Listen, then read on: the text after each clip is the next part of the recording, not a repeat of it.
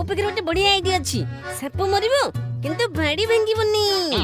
ହଁ ସତରେ ଆଇଡିଆଟା ତ ଚାଲ ଚାଲ ଆମେ ସେଇଆ କରିବା।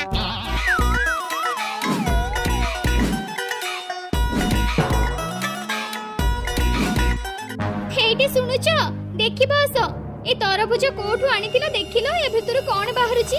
ହଁ ମତେ କ୍ଷମା କରିଦିଅ, ମୁଁ ଏମିତି କାମ ଜାଣି ଶୁଣି କରିନି।